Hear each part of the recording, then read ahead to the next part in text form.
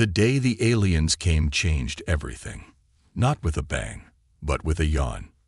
The massive ship hovered over New York, its shadow stretching across the city like a dark blanket. Everyone expected war, or at least some grand speech about taking over Earth. Instead, the aliens sent down a small team who looked almost bored. "We are the Galactic Federation," said their leader, a tall blue-skinned being named Doran. His translator device made his voice sound flat and emotionless. "We have come to help your struggling planet." Tom Reed stood at the back of the crowd, watching with narrowed eyes. As a former military captain now working for NASA, he had been invited to this first meeting. Something felt off about these aliens. They didn't seem interested in Earth at all. "Your species has potential, but you are far behind," Doran continued. "We will give you aid to help you advance." Within a week, large containers began arriving from space.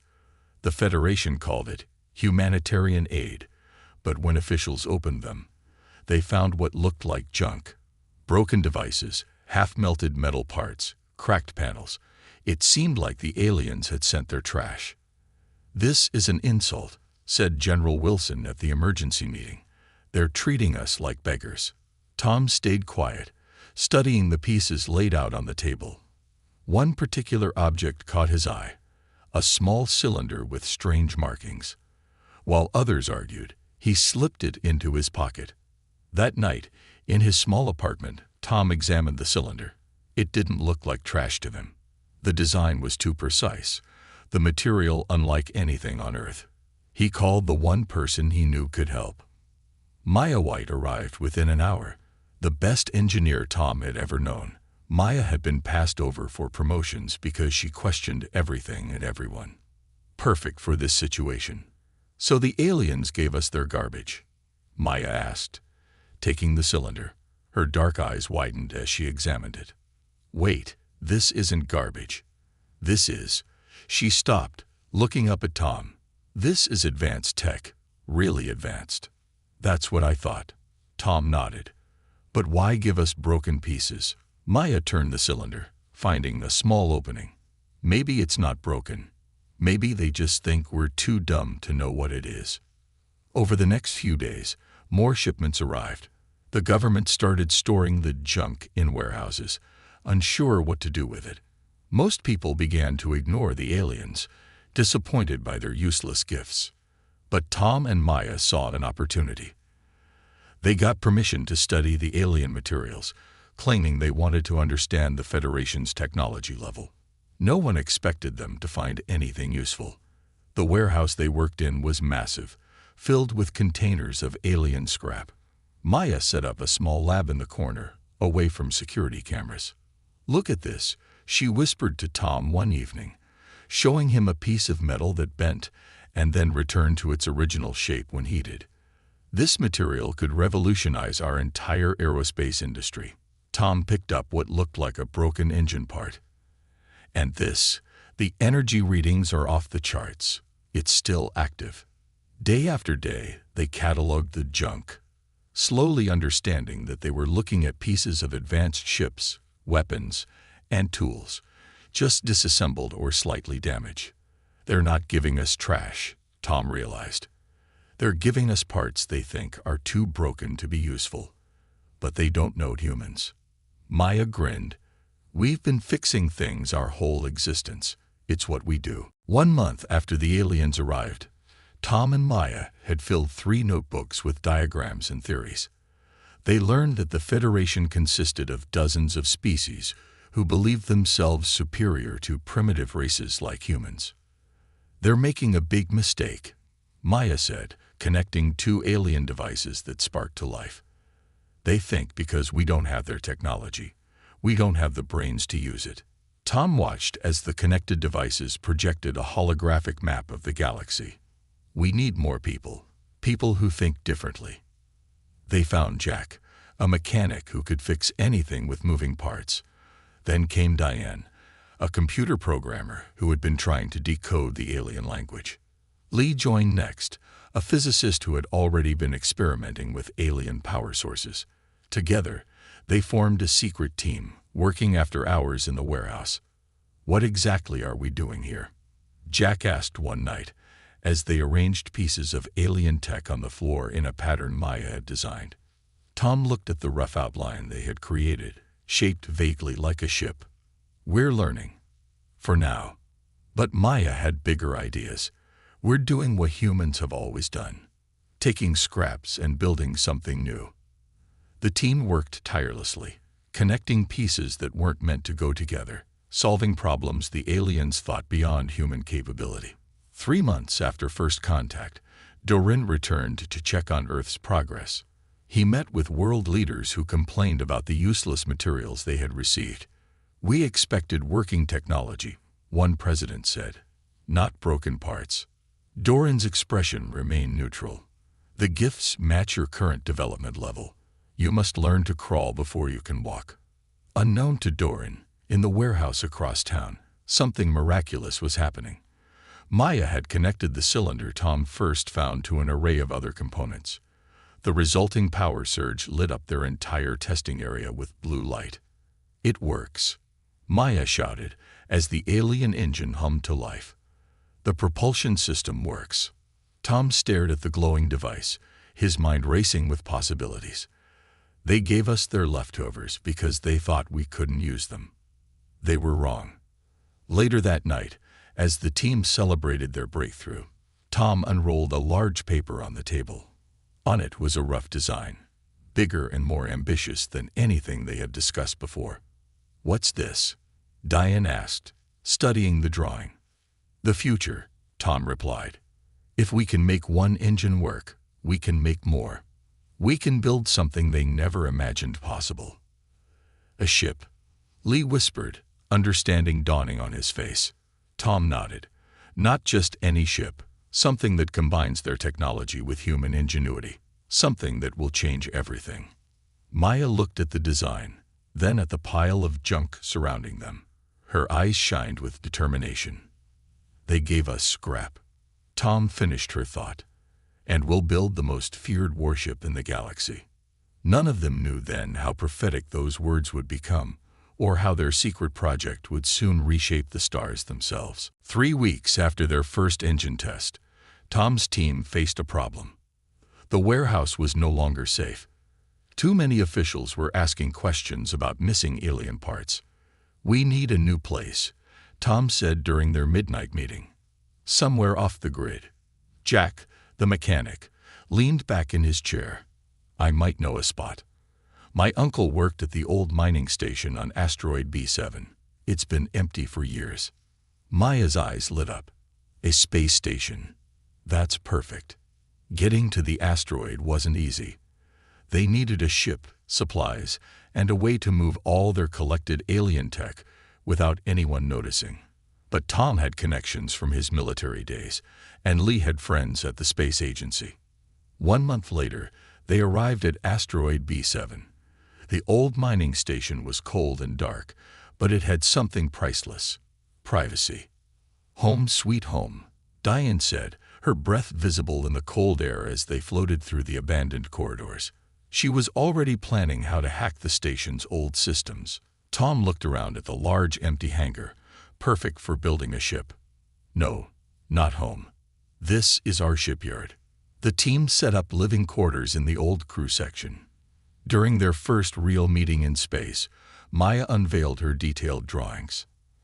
"I call it the Phoenix," she said, displaying holographic plans created using alien tech they'd modified, "because it will rise from the ashes of what they thought was junk."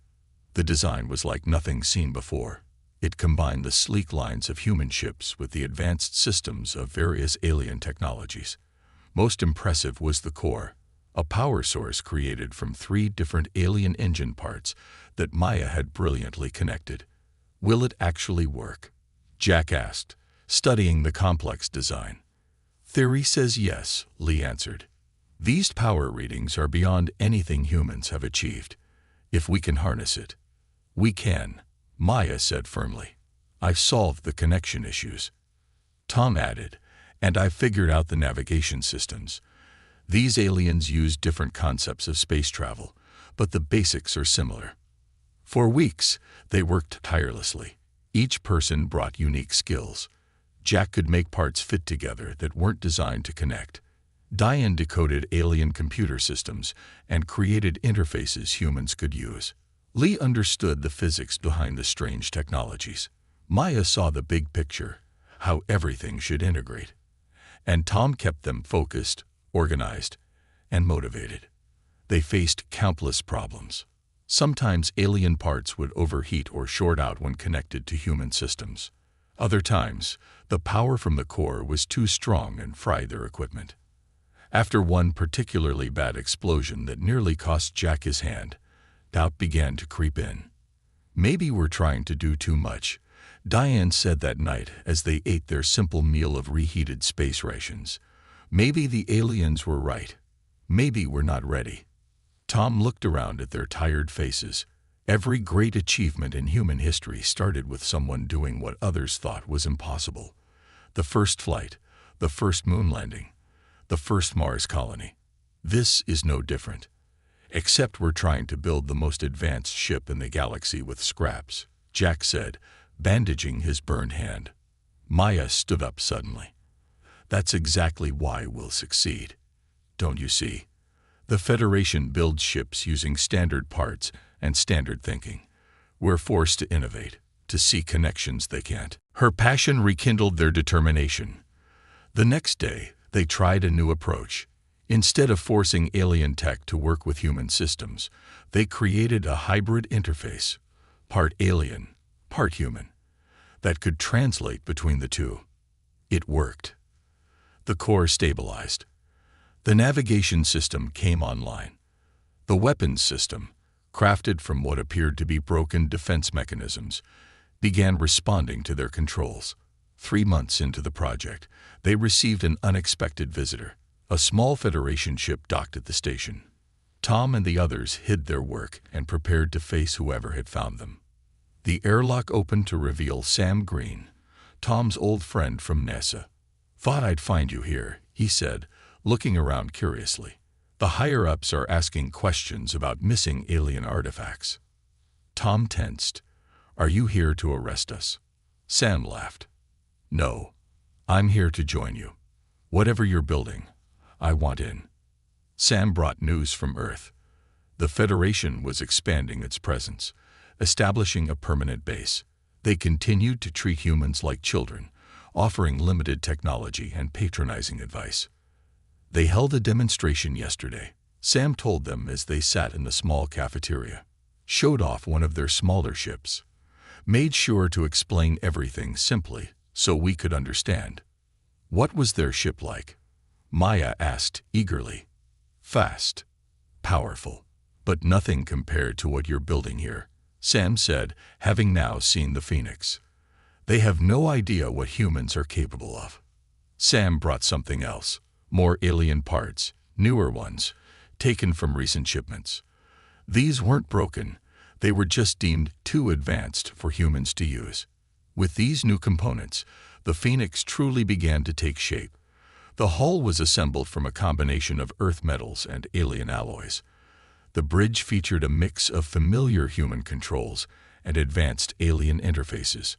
6 months after starting, they stood before their creation.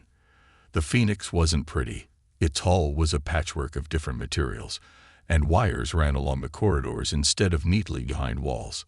But it looked powerful, dangerous even, with sharp angles and a sleek design, despite its makeshift nature. "She's beautiful," Maya whispered, her hand touching the ship's side. "Is she ready to fly?" Tom asked. Lee checked his diagnostics one last time. "All systems are operational, but we haven't tested her in actual space conditions. We won't know until we tried," Tom said. He looked at each team member. "Who's coming?" Every hand went up. They had all given up too much to miss this moment. As they prepared for the Phoenix's first flight, a message came through on their emergency channel. The Federation was calling all ships in the sector. An unknown hostile force had entered the system and was attacking a Federation outpost near Saturn. Tom looked at his team. "The Federation ships won't get there in time." "We're not ready," Lee warned. We need more tests. We're as ready as we'll ever be, Tom replied. And people need help. Maya nodded. This is why we built her. Not just to prove we could, but to make a difference. The decision was made. The Phoenix would have her trial by fire. As the engines powered up, humming with energy that made the whole asteroid vibrate, Tom took his place in the captain's chair. Let's show the galaxy what humans can do with a pile of scrap, he said. The Phoenix rose from the hangar, her makeshift hull gleaming in the starlight, ready to change the course of galactic history forever. The Phoenix shot through space faster than any human vessel had ever traveled. The view from the bridge was stunning. Stars streaking by as the hybrid engines pushed them to speeds that should have crushed them. But the alien shield technology, modified by Maya's team, kept them safe inside. How long until we reach Saturn? Tom asked, gripping the captain's chair as the ship vibrated beneath him. Diane checked their navigation system, a mix of alien star charts and human interface design. 20 minutes. That's impossible. It should take days. Not with these engines, Maya said proudly from her engineering station. We're bending space in ways the Federation doesn't think we understand. Sam monitored the communications. I'm picking up distress signals. The outpost is under heavy attack. Federation ships are responding but won't arrive for hours. Any information on the attackers? Tom asked. Sam shook his head. Only that they call themselves the Krell. They showed up without warning and opened fire. As they approached Saturn, they saw the battle. A small Federation outpost, a research station studying Saturn's rings, was surrounded by 5 black ships. The station's shields were failing, emergency lights flashing across its surface. Sensors detect 23 Federation personnel on that station, Lee reported. The Krell ships are heavily armed. Tom looked at his crew. None of them had combat experience in space. Their ship was untested. They were outnumbered 5-1. Options, he asked. We could call for backup, Jack suggested. Backup won't get here in time, Maya said, checking the station's shield readings. They have minutes, not hours. Tom made his decision. Weapons status. Online, but untested, Lee replied. The targeting system is a hybrid of 3 different alien technologies. I've never seen anything like it. Can you make it work? Lee nodded slowly. I think so. That's good enough. Battle stations. Everyone. Tom straightened in his chair. Let's see what Phoenix can do. The Phoenix dropped out of its high-speed travel near Saturn, the giant planet filling half their view screen. The attacking ships didn't notice them at first, focused on breaking through the station's last defenses. They haven't seen us, Sam said. We have surprise on our side. Not for long, Tom replied. Open a channel to the station. A moment later, a surprised Federation officer appeared on screen. His blue skin identified him as the same species as Doran. This is Captain Tom Reed of the Earth ship Phoenix. We're here to help. The alien looked confused. Earth ship? Impossible. Your species has no vessels capable of interstellar travel. We're full of surprises, Tom smiled. Hold on a little longer. Before the alien could respond, Tom turned to Lee. Target the nearest Krell ship. Let's show them what humans can do with some scrap. The weapons system Maya had designed was unlike anything in human or Federation arsenals. It combined 3 different alien weapon technologies that weren't meant to work together. The result was unpredictable but powerful. When Lee fired, a pulse of energy, part beam, part wave, shot from the Phoenix. It hit the nearest Krell ship and simply unmade it.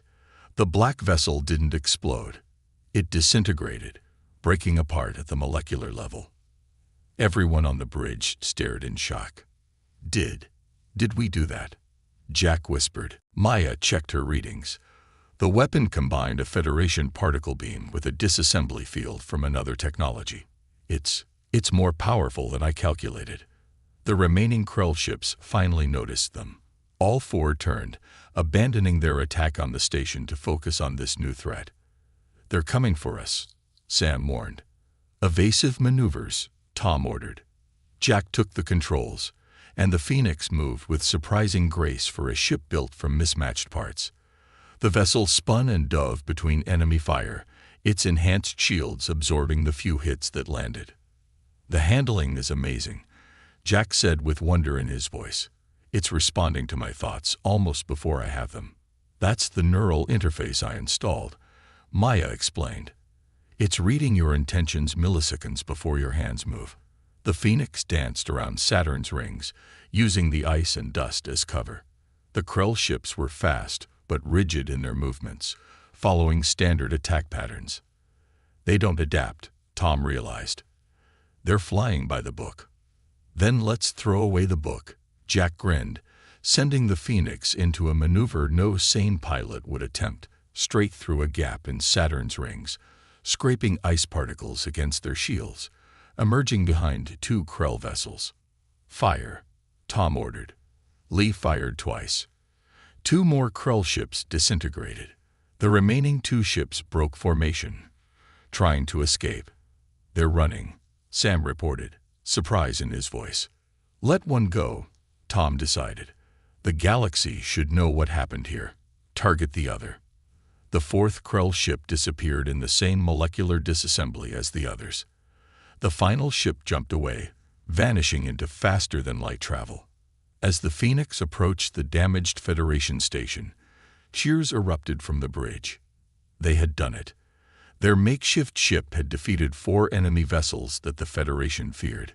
The station's commander, an alien named Tech, met them at the airlock. His expression was a mixture of gratitude and disbelief. "You saved my crew," he said to Tom. "But how? Earth has no such technology." Tom smiled. "We didn't need your technology. We just needed your scrap." Tech invited them aboard. The station crew, a mix of different alien species, stared at the humans with new eyes. Gone was the patronizing attitude. Now there was respect, even awe. "Our sensors analyzed your ship during the battle," Tech said as they gathered in the station's control room. "It contains elements from at least 7 different galactic technologies, some of which don't normally function together." "We made them work," Maya said simply. "Impossible," one of the alien engineers protested. "These systems are fundamentally incompatible." "Not if you look at them differently," Lee explained. "Where you see barriers, we see bridges waiting to be built." News of the battle spread quickly. The Phoenix had arrived at Saturn in minutes rather than days, destroyed 4 Krell warships with ease, and saved a Federation station. The story grew with each telling. By the time they returned to their asteroid base, messages were waiting. The Federation Council wanted to meet them.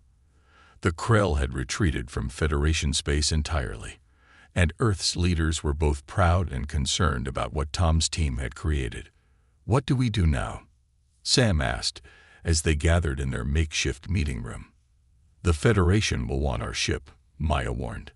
"They'll say we stole their technology. And the Krell will return, looking for revenge," Lee added. Tom looked at each of his crew members, then at the Phoenix docked in their hangar. The ship that shouldn't exist. The ship built from alien scrap by human hands. "Now," he said with determination, "we show the galaxy that humanity isn't just another primitive species to be patronized. We're a force to be reckoned with." The Phoenix had risen, and the galaxy would never be the same. 3 days after the battle at Saturn, a large Federation ship arrived at asteroid B7. It carried Admiral Zorin, a high-ranking official with dark purple skin and cold eyes. He demanded to inspect the Phoenix. "This vessel contains Federation technology," Zorin said as he stood in the hangar, looking up at the patchwork ship. "Technology that was not given to humans for this purpose." Tom stood his ground. "You gave us broken parts. Scrap. We fixed them and built something new. That makes the Phoenix ours." Zorin's face hardened. "The Federation Council disagrees. They have ordered me to seize this vessel for proper study and disposal." "Disposal?" Maya stepped forward, anger clear on her face. "We just saved your research station. We stopped an enemy your ships couldn't reach in time. And we are grateful, Zoran said without sounding grateful at all. But primitive species cannot be allowed to possess technology beyond their development level. It upsets the natural order. Tom looked at his crew. They had worked too hard to give up the Phoenix now. But fighting the Federation directly would make them enemies of every advanced species in the galaxy. Before Tom could respond, alarms blared throughout the station. Multiple ships detected approaching at high speed. Diane called from her monitoring station. They're Krell. At least 12 vessels, heavily armed. Zoran paled. 12. Not even our fleet could stand against so many. We beat 4 of them, Jack reminded him. With the element of surprise, Zoran countered. They will be prepared now. I must return to my ship and call for reinforcements. He turned to leave. Tom caught his arm. Your reinforcements won't get here in time. But the Phoenix can fight. Let us help. Zoran hesitated, then nodded stiffly. Very well. But when this is over, the ship comes with me. Tom didn't argue. First, they had to survive. Minutes later, the Phoenix launched from the asteroid, with Zoran's Federation vessel following behind. The Krell fleet was visible now, black ships against the stars, moving with purpose toward the asteroid base. They tracked us here, Sam said quietly. They want revenge for their lost ships. And they'll get more than they bargained for, Tom replied. He turned to Zoran, who stood uncomfortably on the bridge. Admiral, your ship has better long-range sensors. What can you tell us about their weapons? Despite his attitude, Zoran was a professional. They've modified their ships. Added extra shielding against your disintegration weapon. Maya studied the readings. They adapted quickly, but so can we. She worked with Lee to recalibrate their weapon system, changing the frequency and approach. Tom, meanwhile, developed a battle plan. We can't take on 12 ships directly, he told his crew. But we don't have to. Jack, can you pilot us through that asteroid field? He pointed to a dense cluster of rocks near their position. Jack grinned. With this ship, easily. Good. The Krell ships are bigger, less maneuverable. We'll make them follow us into the field, then pick them off one by one. Zoran shook his head. A desperate strategy. Sometimes desperate works, Tom replied. It's how we built this ship in the first place. The Phoenix shot toward the asteroid field, its enhanced engines easily outpacing both the Krell ships and Zoran's vessel. The enemy took the bait, following them into the dangerous field of tumbling rocks. What followed was a deadly game of hide and seek. The Phoenix would disappear behind an asteroid, wait for a Krell ship to pass, then attack from behind. Their modified weapon worked despite the enhanced shields, though it took 2 hits instead of 1 to bring down each enemy vessel. One by one, the Krell ships fell, but they learned quickly, spreading out to search for the Phoenix, firing blindly into spaces where the human ship might hide. 3 left, Lee reported after an hour of combat. But we've taken damage. Port shields are failing. A hit rocked the ship, sending everyone grabbing for support. Warning lights flashed across Maya's console. Engine 2 is down, she called. We're losing maneuverability. Another hit, then another. The Phoenix spun between 2 asteroids, barely avoiding collision. We can't take much more of this, Sam warned. Tom looked at their tactical display. The 3 remaining Krell ships were coordinating now, herding the Phoenix toward a dead end in the asteroid field. We need a new approach, he said, thinking quickly. Maya, if we overload the main core, what happens? Maya's eyes widened. A massive energy pulse. It would disable anything nearby, including us. But we'd survive. Probably. But we'd be dead in space for at least an hour while systems reset. Tom turned to Zoran. Admiral, if we disable these last 3 ships, can you finish them off? Zoran nodded slowly, new respect in his eyes. My ship's weapons are operational. But your crew will be sitting ducks, I know. But you'll protect us, right? After all, You want this ship intact. A ghost of a smile crossed Zoran's face. Indeed. Very well, Captain Reed. Execute your plan. Maya went to work, rerouting power and preparing the core for a controlled overload. The Phoenix limped deeper into the asteroid field, the Krell ships closing in for the kill. Now, Tom ordered when the enemy was close enough. The core released its energy in a blinding wave that expanded outward from the Phoenix. The pulse hit the Krell ships, shutting down their systems instantly. It also washed over the Phoenix, and darkness fell on the bridge as every system went offline. Emergency lights came on, running on basic backup power.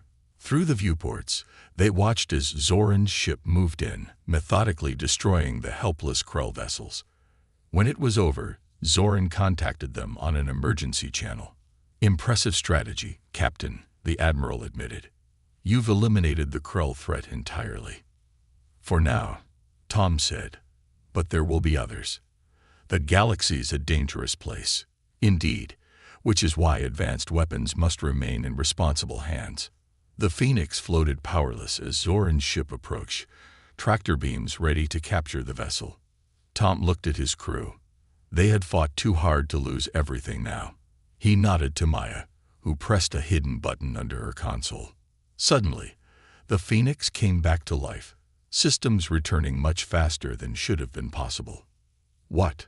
Zoran exclaimed. How? Backup systems, Maya explained with a smile. Something we built ourselves, not from your scrap. Before Zoran could react, the Phoenix fired its engines and vanished into faster-than-light travel, leaving the Federation ship behind. They'll come after us, Sam warned as stars streaked by on the view screen. Let them try, Tom replied. We've had a good test of what the Phoenix can do. And now we know something important. What's that? Jack asked. Tom's expression hardened. The Federation isn't protecting the galaxy. They're controlling it, keeping lesser species like us from having power. Diane nodded. Where do we go now? We can't go back to Earth. They'll look for us there first. We go where we're needed, Tom decided. There must be other worlds out there, other species being handed scraps by the Federation. Maya smiled. And we'll show them what can be built from those scraps. As the Phoenix raced through space, its reputation spread. The ship made from junk that had defeated both the Krell and outwitted the Federation. The humans who turned scrap into the most feared warship in the galaxy. They were no longer the hunted. They had become the hunters. 6 months had passed since the Phoenix became a fugitive ship. 6 months of hiding, helping, and building a legend. Tom stood on the bridge, looking at the map that showed their journey so far. They had visited 12 planets, all developing worlds under Federation control. On each world, they shared the same message. Your scraps have value. Your people have potential. Captain, Sam called from his communication station. We're receiving a distress signal from Terox. The Federation is confiscating their technology again. Tom nodded. Set course. Maximum speed. The Phoenix had grown stronger with each mission. They had added new technology, improved their systems, and even expanded their crew. 23 beings now served on the ship, humans and aliens alike, all united by the belief that the Federation's natural order was just another word for control. Terox was a small planet with orange skies and tall, slender inhabitants. When the Phoenix arrived, a Federation collection ship was already there, loading containers of local technology deemed too dangerous for the Teroxians to keep. Standard procedure, Maya said bitterly as they watched from orbit. Take anything innovative, leave them dependent. Tom opened a channel to the Federation ship. This is Captain Reed of the Phoenix. Leave that technology where it belongs and depart immediately. The Federation captain appeared on screen, his expression changing from confusion to alarm. The rogue human vessel. You are ordered to surrender at once. The Phoenix is now the most wanted ship in the galaxy. We're flattered, Tom replied. Now leave Terox, or we'll make you leave. The Federation captain smiled coldly. I think not. You see, we anticipated your arrival." He pressed a button, and suddenly 6 Federation warships appeared from behind Terox's moon. "It's a trap," Jack warned, hands moving over the flight controls. "We expected that someday," Tom said calmly. "Maya, are the new shields ready?" Maya nodded from her station. "The reflective shield system is online. Untested, but ready." "Good. Jack, keep us out of their firing arcs. Lee, target their weapons only. We don't want to destroy them if we can avoid it." The Phoenix moved with incredible speed as the Federation ships opened fire.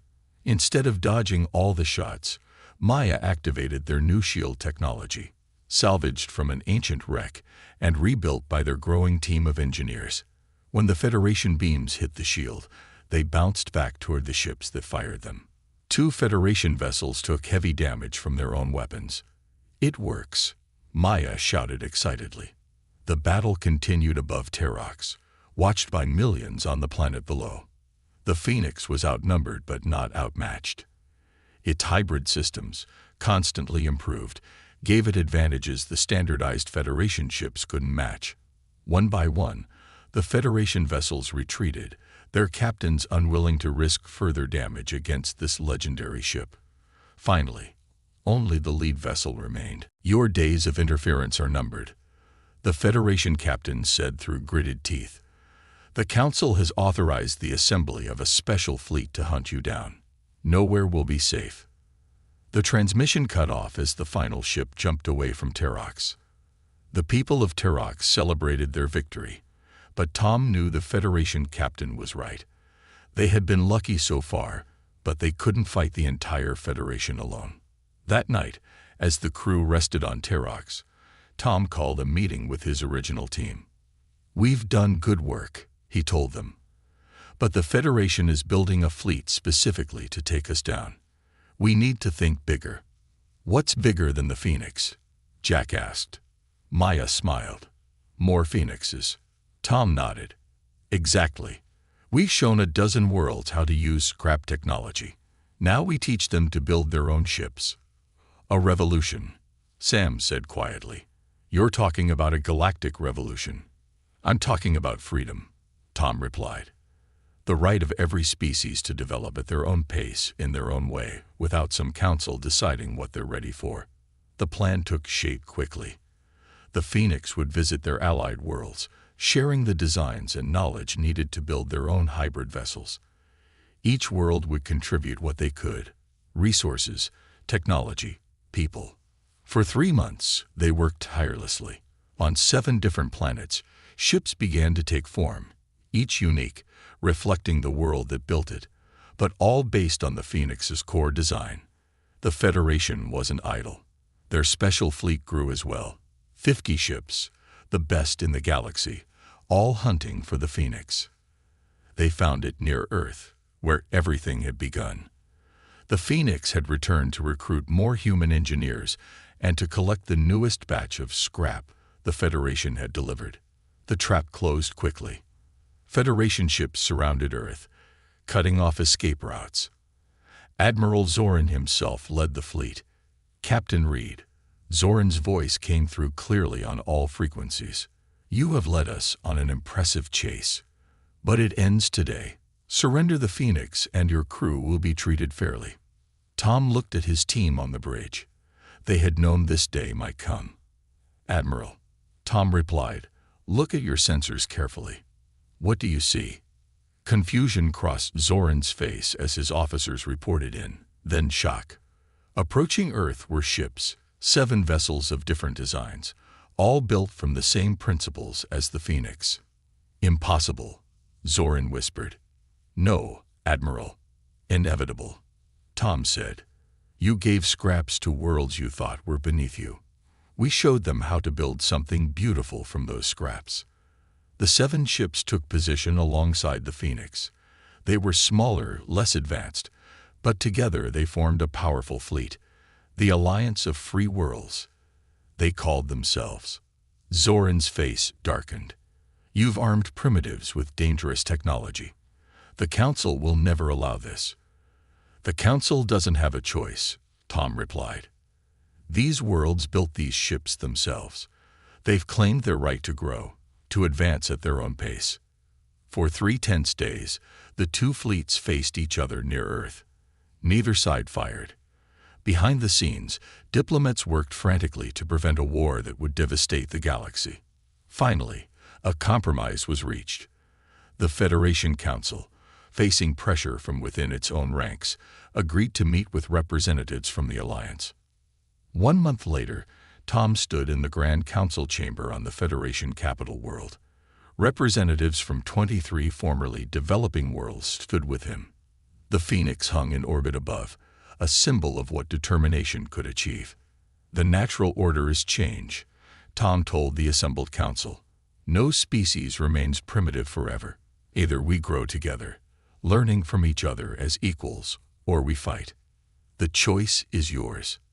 The debate lasted days. Some council members refused to see any species as equals.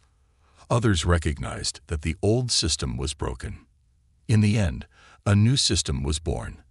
The Federation became the Union, a true partnership of worlds at all stages of development. Technology would be shared openly, not doled out as scraps to those deemed worthy. As Tom returned to the Phoenix after the final agreement was signed, Maya met him at the airlock. "What now, Captain?" she asked. "Our mission is complete." Tom looked through a viewport at the stars beyond. "Our first mission is complete, but there's a whole galaxy out there, other species being controlled, other wrongs to right. And we have the perfect ship to do it," Maya said, patting the Phoenix's hull affectionately. Tom smiled. "Not bad for a pile of scrap, right?"